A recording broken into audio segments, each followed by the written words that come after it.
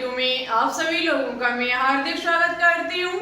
इसी के साथ साथ आप सभी लोगों को गुड इवनिंग।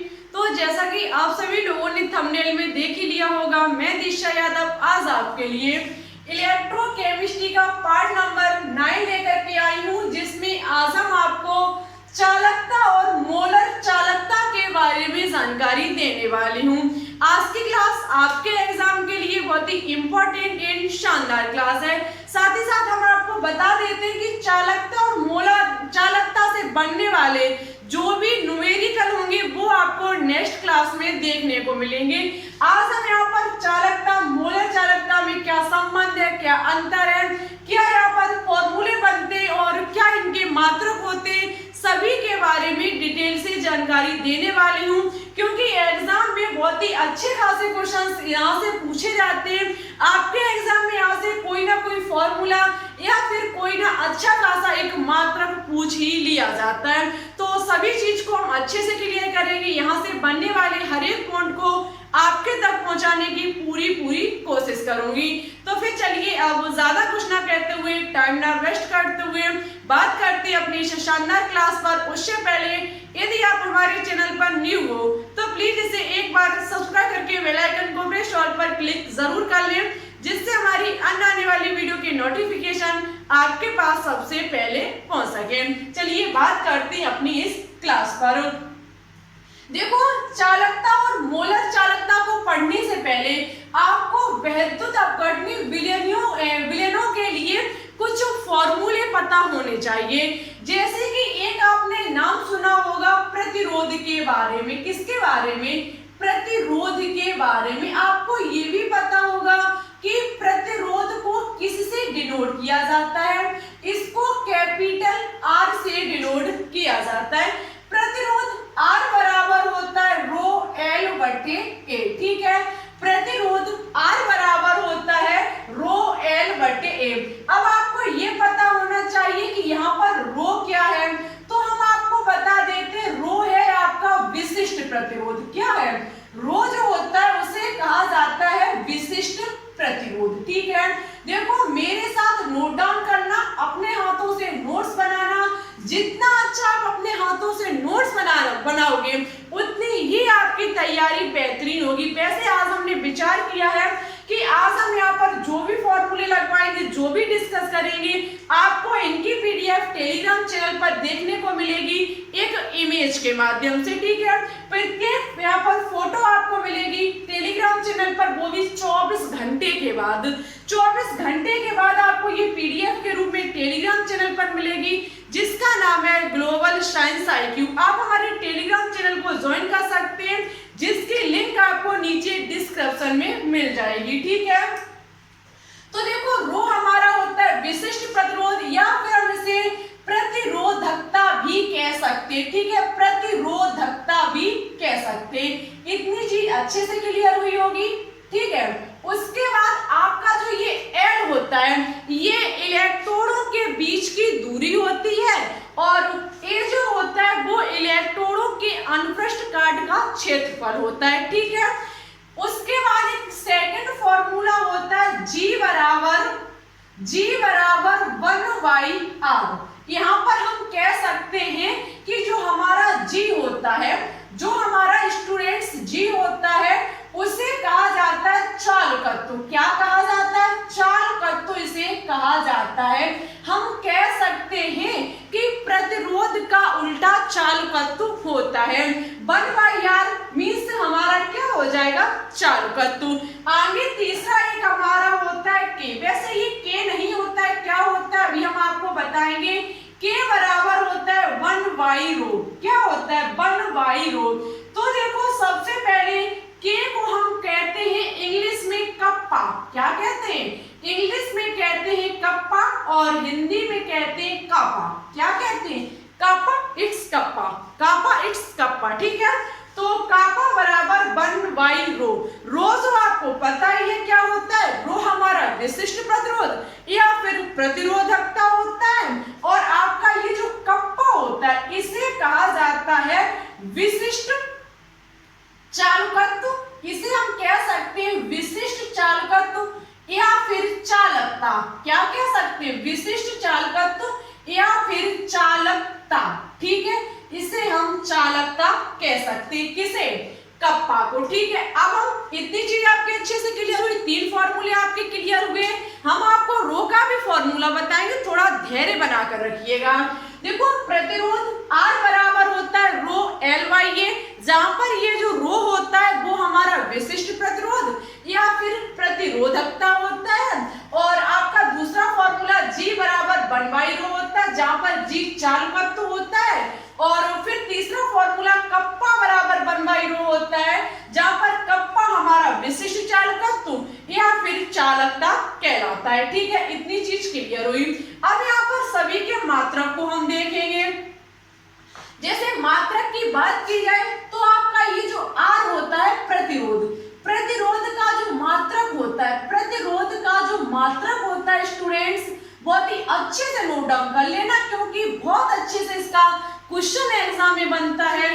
जो आपका प्रतिरोध होता है इसका मात्रक होता है ओम। क्या होता है, इसका मात्रक होता है ओम। ओम को हम इस प्रकार से भी लिखते हैं, ठीक है, या फिर इसका मात्रक ओम की जगह हम म्यू भी कह सकते हैं, म्यू भी हम कह सकते हैं, या फिर हम इसे साइमन कह सकते हैं, ठीक है। क्या कह सकते हैं, साइमन। ओम को हम साइमन म्यू के रूप में भी कह सकते हैं। इतनी चीज क्लियर हुई।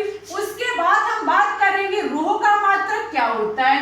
रो के मात्रक की बात की जाए तो रो का मात्रक होता है ओम सेमी। क्या होता है, ओम सेमी।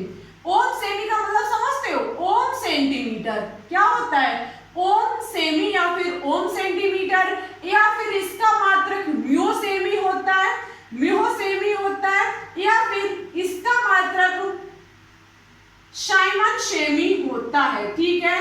क्या होता है, साइमन सेमी होता है। बात एक ही है, चाहे ओम कहें, चाहे म्यू कहें, चाहे हम साइमन कहें, ठीक है। ये चीज क्लियर हुई। उसके बाद हम मात्रक किसका देखेंगे, उसके बाद हम मात्रक देखेंगे जी का। जी का जो मात्रक होता है स्टूडेंट्स, जो जी का मात्रक होता है, आप यहाँ से इसका खुद मात्रक बना सकते हैं। आप देख सकते हैं 1/R, R का मात्रक ओम, तो हमारा 1/ओम हो जाएगा। ओम जब ऊपर जाएगा तो क्या हो जाएगा, ओम इनवर्स। क्या हो जाएगा, ओम इनवर्स, या फिर हम इसे म्यू इनवर्स, या फिर हम इसे साइमन इनवर्स कह सकते हैं, ठीक है। क्या कह सकते हैं, इसे हम साइमन इनवर्स कह सकते हैं, ठीक है। अब आपका जी का भी मात्रक आपको पता चल गया। अब किसका मात्रक रह गया, कप्पा का मात्रक। कप्पा के मात्रक की बात की जाए तो कप्पा का मात्रक देखना, रो का मात्रक क्या होता है, ओम सेमी। ओम सेमी जब ये ऊपर जाएगा तो क्या हो जाएगा हमारा, ओम इनवर्स सेंटीमीटर इनवर्स। क्या हो जाएगा, ओम इनवर्स सेंटीमीटर इनवर्स, या फिर हम इसे कह सकते हैं mu inverse semi inverse, mu inverse semi inverse, या फिर हम इसे क्या कह सकते हैं, या फिर हम इसे कह सकते हैं Simon semi inverse, Simon semi inverse, ठीक है। इसे हम साइमन सेमी इनवर्स भी कह सकते हैं। इतनी चीज I hope, Simon inverse semi inverse, ठीक है। इतनी चीज हमें उम्मीद है कि आपकी अच्छे से क्लियर हो चुकी होगी। अभी इसमें यदि कोई डाउट हो, कंफ्यूजिंग हो कहीं भी, तो कमेंट बॉक्स में कमेंट करके बता दीजिएगा। प्रतिरोध हो गया, आपका चालकत्व हो गया, और आपका कप्पा हो गया। इतनी चीज की स्क्रीनशॉट लेना चाहें तो आप ले सकते हैं, और इमेज के माध्यम से आपको टेलीग्राम चैनल पर मिल जाएगी। अब हम बात करेंगे आगे किसकी, कि रो का मात्रक क्या होता है, किसकी बात करेंगे, रो की मात्रक की हम बात करेंगे, ठीक है। देखना हम यहीं से रो का मात्रक ज्ञात कर सकते हैं, सॉरी रो का फॉर्मूला क्या होता है। मात्रक तो हमने आपको बता ही दिया है, हम यहाँ पर रो का फॉर्मूला ज्ञात करना चाहते हैं। यदि रो का फॉर्मूला ज्ञात करना चाहे तो हमारा रो बराबर क्या हो जाएगा, RA/L। क्या हो जाएगा, RA/L। ये हमारा क्या हो जाएगा, रो का फॉर्मूला हो जाएगा। ये आगे चल के काम हमारे आएगा।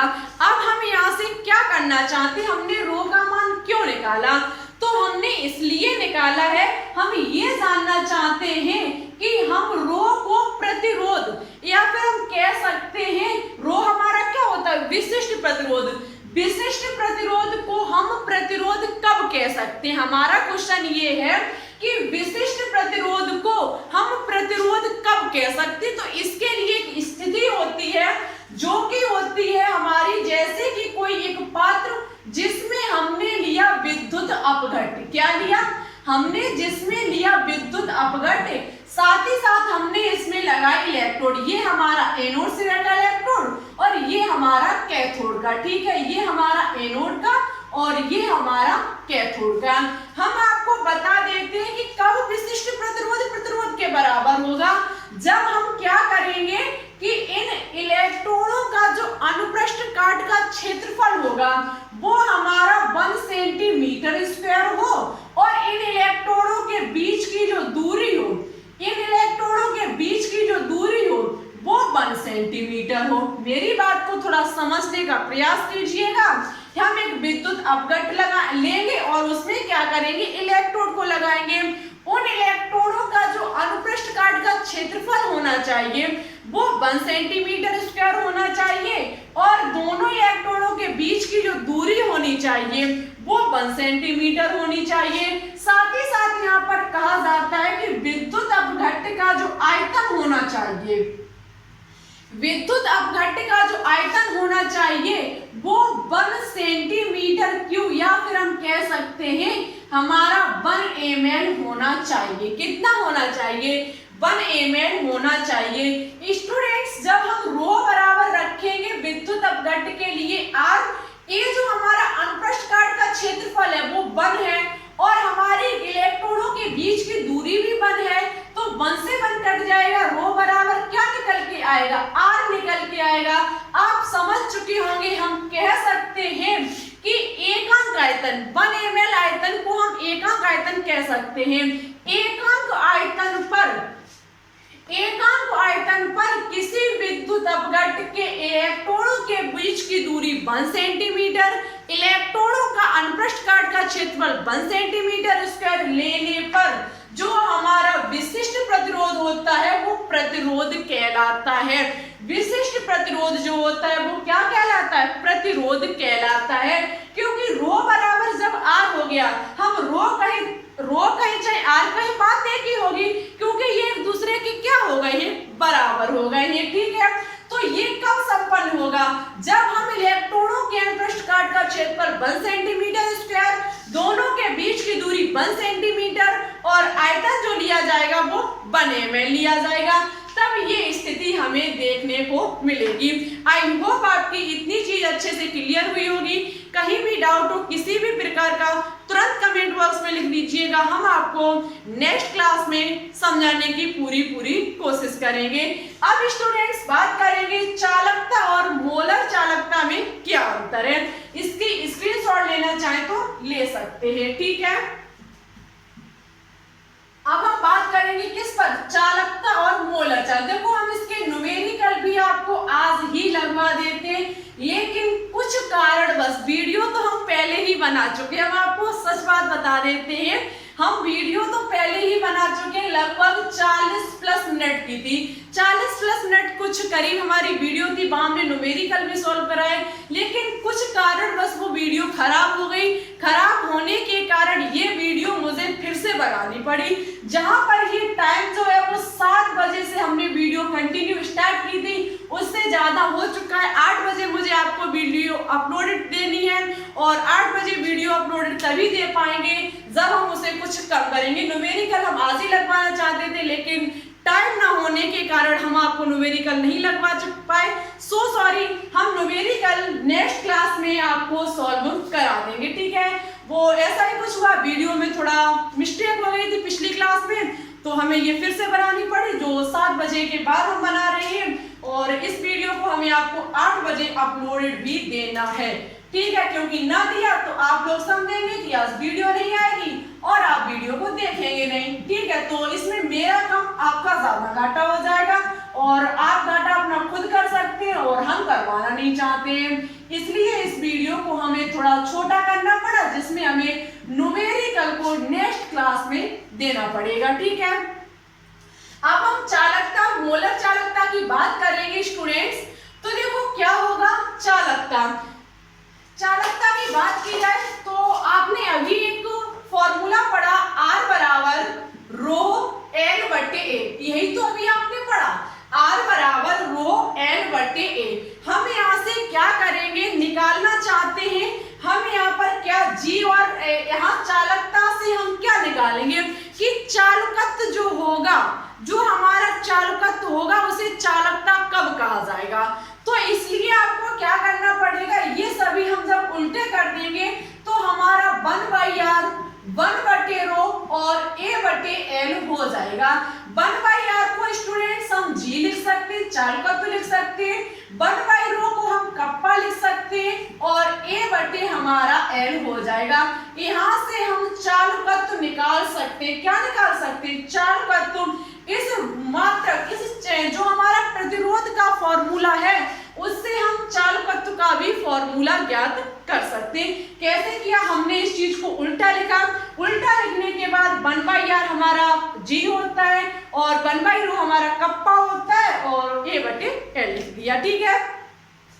इतना करने के बाद हम देना चाहते हैं कि हमारा जो चालकता है, चालकता हमारा क्या होता है, जो हमारा चालकता होता है वो कप्पा होता है, चालकता हमारा क्या होता है, कप्पा। कप्पा हमारा जो होगा वो G के बराबर कब होगा, हम यहाँ से ये देखना चाहते हैं कि चालकता हमारा कब होगा इसके बराबर। तो इसके लिए देखो क्या होता है, हम कह सकते हैं कि जैसे कि कोई हमने विद्युत अपघट्य पदार्थ लिया, उसमें हमने एक एनोड सिरा लगाया, दूसरा हमने कैथोड सिरा लगाया, दोनों के जो इलेक्ट्रॉन को अनप्रस्थ क्षेत्रफल जो है वो 1 सेंटीमीटर स्क्वायर है, इन दोनों के बीच की दूरी 1 सेंटीमीटर है, साथ ही साथ इसका जो आयतन है, इसका जो स्टूडेंट्स आयतन है वो है 1 ml। वही बात जो हमने अभी पिछली आपको बताई 1 ml है। इतना लेने पर हमारा क्या होगा, G जो होगा वो किसके बराबर हो जाएगा, कप्पा के बराबर हो जाएगा। A हमारा 1 है, दूरी भी हमारी 1 है, तो G किसके बराबर हो जाएगी, कप्पा के बराबर हो जाएगी। हम कह सकते हैं कि एकांक आयतन पर अब ये चीज क्यों बताई, वो इसलिए बताई मोलर चालकता के लिए, धैर्य बना के रखिए, समझ जाइएगा फिर से कि जो आपका ये हमने निकाल लिया, उसके बाद हम G बराबर K करना चाहते हैं कि हम चालकत्व को चालकता कब कहेंगे। तो इसके लिए मुझे एकांक आयतन पर किसी भी विद्युत अपघट्य के इलेक्ट्रॉनों का अनुप्रस्थ काट का क्षेत्रफल 1 सेंटीमीटर स्क्वायर और दोनों इलेक्ट्रॉनों के बीच की दूरी 1 सेंटीमीटर लेनी होगी। तब हम देखेंगे कि जो चालकत्व होगा वो हमारा चालकता कहा जाएगा, कब, जब हम इतनी स्थिति लेंगे। मोलर चालकता में स्टूडेंट्स क्या होता है, जिसे प्रदर्शित किया जाता है लैम्डा m से, किससे डिनोट किया जाता है, लैम्डा m से। यहाँ पर क्या होता है कि हम एक विद्युत अपघट्य लेते हैं, यहाँ पर हम एक विद्युत अपघट्य लेंगे और यहाँ पर लगाएंगे इलेक्ट्रोड को, किसको लगाएंगे, इलेक्ट्रोड को। ये हमारा होगा एनोड, ये हमारा होगा कैथोड सिरा। यहाँ पर क्या होता है कि इलेक्ट्रॉनों के अनुप्रस्थ काट के क्षेत्रफल को 1 सेंटीमीटर स्क्वायर, दोनों इलेक्ट्रॉनों के बीच की दूरी 1 सेंटीमीटर और इस विद्युत अपघट्य जो होगा वो हम लेंगे 1 मोल। कितना लेंगे, 1 मोल। मुझे जो विद्युत अपघट्य लेना होगा वो लेना होगा 1 मोल। स्टूडेंट समझने का प्रयास कीजिएगा कि जब हम मोलर चालकता को देखते हैं, तब हम विद्युत अपघट्य में आयतन से हमें मतलब नहीं है। आयतन चाहे कितना भी हो, चाहे कितना भी कम हो, चाहे कितना भी ज्यादा, मुझे लेना देना नहीं है। मुझे मतलब किससे है, विद्युत अपघट्य से, जो हमारा विद्युत अपघट्य 1 मोल होना चाहिए। यहाँ पर विद्युत अपघट्य का आयतन से हमें मतलब है और यहाँ पे हमें मोल से है। यहाँ कहा जा रहा है कि आयतन 1 ml होना चाहिए, जबकि यहाँ कहा जा रहा है कि विद्युत अपघट्य 1 मोल होना चाहिए। 1 मोल को लेकर के जब हम ज्ञात करते हैं तो हम कह सकते हैं 1 मोल विद्युत अपघट्य मोलर चालकता के बराबर होता है,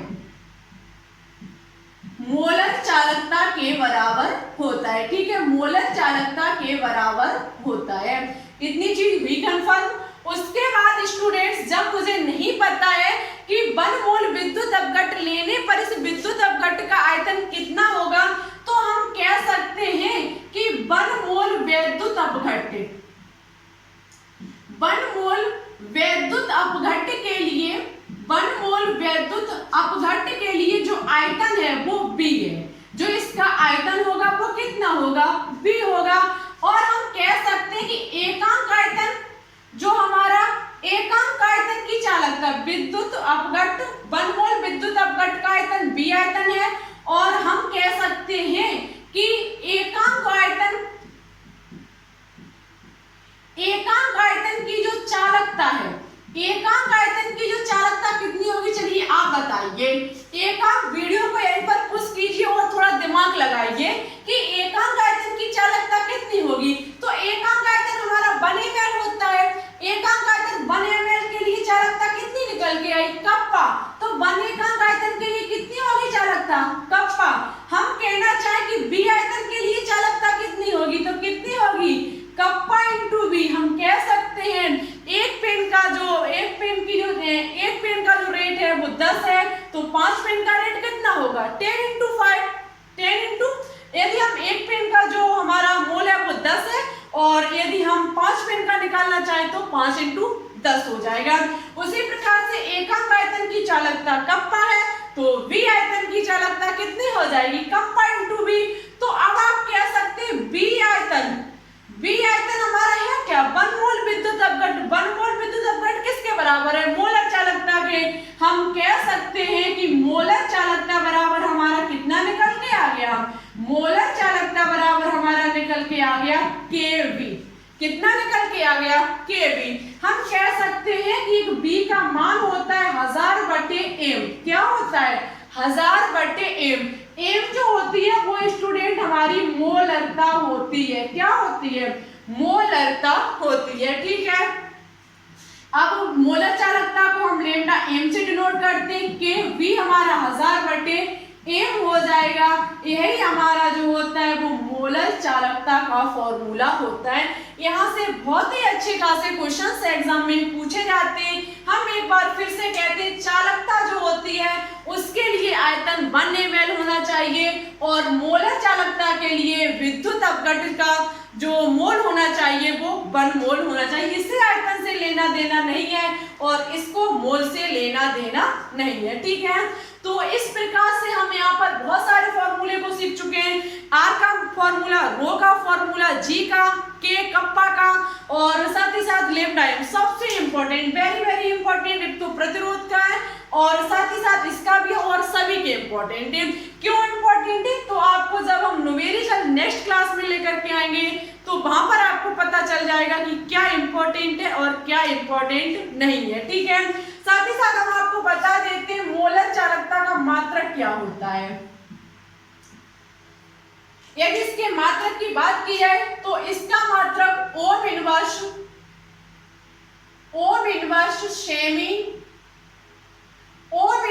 सेमी स्क्वायर मोल इनवर्स होता है। क्या होता है, मोल इनवर्स होता है। Ohm inverse semi square mole inverse इसका मात्रक होता है, किसका, मोलर चालकता का। अब वो आपके सभी के मात्रक कंप्लीट हुए, मोलर चालकता का फॉर्मूला आपका कंप्लीट हुआ, फॉर्मूला, साथ ही साथ आपके प्रतिरोध, बहुत सारे चीजों के मात्रक और मान आपके कहने का मतलब है फॉर्मूले आपके कंप्लीट हुए। नेक्स्ट क्लास में आपको इससे बनने वाले न्यूमेरिकल देखने को मिलेंगे, जो कि बहुत ही अच्छे खासे न्यूमेरिकल होंगे आपके एग्जाम के लिए। तो आज की क्लास कैसी लगी कमेंट बॉक्स में कमेंट करके जरूर बताएं। अच्छी लगे तो लाइक करें, दोस्तों के साथ शेयर करें। चैनल पर न्यू हो तो प्लीज इसे एक बार सब्सक्राइब करके बेल आइकन को प्रेस ऑल पर क्लिक जरूर कर लें, जिससे हमारी केमिस्ट्री के कंटेंट की अन्य वीडियो की नोटिफिकेशन आपके पास सबसे पहले पहुंच सके। देखो स्टूडेंट्स, यहाँ से ऐसे कुछ क्वेश्चन बनेंगे जो बहुत खास होंगे आपके एग्जाम के लिए। यहाँ से ये तो नहीं पूछा जाएगा कि ये प्रकार आप बना लीजिए, ये बनाइए, वो बनाइए, कुछ नहीं। यहीं से आपको क्वेश्चंस देखने को मिलेंगे, ठीक है। हम आपको 500 क्वेश्चंस की सीरीज में यहाँ से बनने वाले प्रत्येक क्वेश्चन को लगवाने की कोशिश करेंगे। ओनली आप थोड़ा सपोर्ट कीजिए, प्यार दिखाइए इस चैनल को। जितना अधिक सपोर्ट करेंगे हमारा मन उतना ही अच्छा लगेगा और हम आपके लिए अच्छे से अच्छा कंटेंट लाने की कोशिश करेंगे। और हाँ, पिछली क्लास में मैंने जो क्वेश्चन होमवर्क में दिए थे उनका आंसर दिया है महेंद्र यादव और इमरान अहमद। महेंद्र यादव, इमरान अहमद, दो स्टूडेंट्स ने बिल्कुल सही और अच्छे से दिया। Thank you. आप इसी प्रकार से लगातार कोशिश करते रहिए, आपका सिलेक्शन जरूर होगा। और आज के लिए हम कुछ भी क्वेश्चंस नहीं लेकर के आ पाए, क्योंकि लेकर के आते क्योंकि न्यूमेरिकल हमने बना लिए थे और सॉल्व भी कराए थे। एक वीडियो हम बना भी चुके, लेकिन कुछ मिस्टेक होने के कारण वो वीडियो मुझे हटानी पड़ी। और आपके लिए न्यू क्लास ही हमने बनाई जो कि 7 बजे के बाद है। लगभग अब 7:30 के क्रॉस हो चुका होगा टाइम, और इसलिए हम न्यूमेरिकल नहीं लेकर के आ पाए। अब क्वेश्चंस जो बनते न्यूमेरिकल से ही बनते, लेकिन कोई बात नहीं। आज आप ये बताना कि आपको आज की क्लास कैसी लगी, ठीक है। देखिए आज कितने स्टूडेंट्स बताते हैं कि आज की क्लास कैसी थी। चलिए चलते, आज के लिए बस इतना ही। अपना ख्याल रखना, अच्छे से स्टडी करना। फिर मिलेंगे नई क्लास में एक नई सोच और नई एनर्जी के साथ, फुल एनर्जी के साथ। नेक्स्ट क्लास को हम लेकर के आएंगे। ऑर्गेनिक केमिस्ट्री क्लास आपने दोपहर में नहीं देखी हो तो एक बार जरूर देखें, क्योंकि आज हमने प्रेरित प्रभाव आपको बहुत ही अच्छे से पढ़ाया है, जिससे बहुत ही अच्छे खासे क्वेश्चन एग्जाम में पूछे जाते हैं। चलिए चलते हैं। Thanks for watching this video. जय हिंद, जय भारत।